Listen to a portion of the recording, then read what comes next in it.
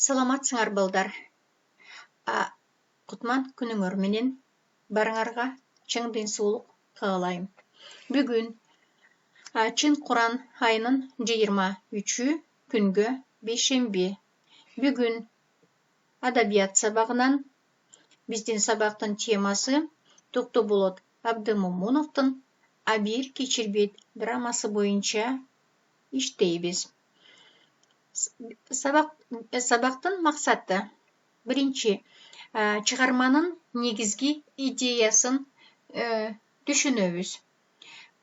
Поймем основную идею произведения. Экинчи, өз оюбузду туура жана так жазууга үйрөнөбүз. Научимся правильно писать свою мысль. Үчүнчү, чыныгы адамдык улуу касиеттерди баалай билүүгө тарбияланабыз. Научимся ценить высокие качества человека. Эмесе бир аз өтүлгөн тема боюнча кайталоо жүргүзөлү. Токтоболот Абдымомуновдун Абийир кечирбейт драмасы боюнча. Биринчи карагыла. Токтоболот Абдымомунов ким? Чогуу иштейбиз балдар? Токтоболот Абдымомунов белгилүү драматург. Экинчи, анын кандай драмалык чыгармалары бар? Жазганбыз. Анын Ашырбай, Тар капчыгай, Жыгылган ооганга күлөт, Жарыктык карыларым жана башка ошондой эле биз окуган өткөн Абийир кечирбейт драмасы бар.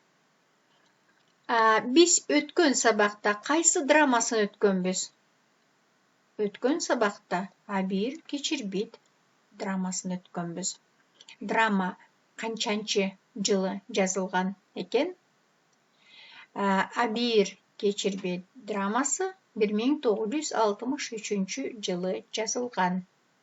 Чыгарма кимдер жөнүндө? Чыгарма достор Нияз, Масадык, Нурдиндер жөнүндө. Алардын достугу түбөлүк достук болдубу? Алардын достугу түбөлүк достук боло алган жок.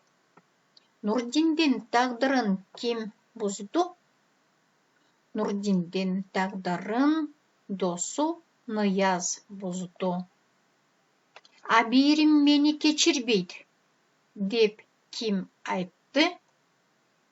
Абийирим мени кечирбейт деп Нурдин айтты. Эмесе жаңы тема дагы эле Абийир кечирбейт драмасы боюнча суроолорго жооп беребиз жазуу түрүндө. Будем отвечать в письменном виде, балдар. Биринчи, Абийир кечирбейт драмасы канчанчы жылы жазылган? Чыгармадагы каармандар кимдер? Биринчи суроону байкадыңарбы? Өтүлгөн тема боюнча кайталоодо дагы ошол суроо берилип калыптыр, мында дагы ушундай. Бирок биз бул жерде жазуу жүзүндө иштейбиз. Жооп бересиңер. Чыгармадагы башкы каармандар кимдер? Жакшылап жооп бергиле. Нурдин ким? Ал кандай адам? Масадык ким? Анын мүнөзү кандай? Шайыргүл ким? Ал кандай кыз? Нияздын максаты эмне болгон? Жооп бересиңер. Дагы үчүнчү дагы бир каарман. Силер билбеген, бирок китептен табасыңар. Сейит ким? Ал эмне үчүн Нияздын куралына айланды? Мына ушул суроолорго жооп бересиңер, балдар. Бул суроолорду кайдан табасыңар? Тапшырмага берилди. Карагыла, окуу китепти ачкыла. Открываем учебникти кыргыз адабияты. Страница 144, 144 жана 145 бет, 145 страница. И там есть бардык материалдар. Все материалы есть, которые вы должны знать. Ошон үчүн 144 бетти окугула жана 145 бетти окугула. Жакшылап окугула. Суроого жооп бергенде бир сүйлөм менен эмес, бир нече сүйлөмдөр менен жооп бересиңер.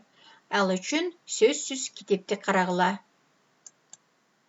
Эмесе үйгө тапшырма. Үйгө тапшырма айтылды, балдар. Берилген суроолорго кененирээк жооп жазып келгиле. Астында турат окуп келүү, прочитать. Страница 44-45 дедим, орусча жазылган экен. Демек, 144-145 бетти окуп келесиңер. Андан кийин суроолорго жооп бересиңер. Эмесе, балдар, көрүшкөнчө.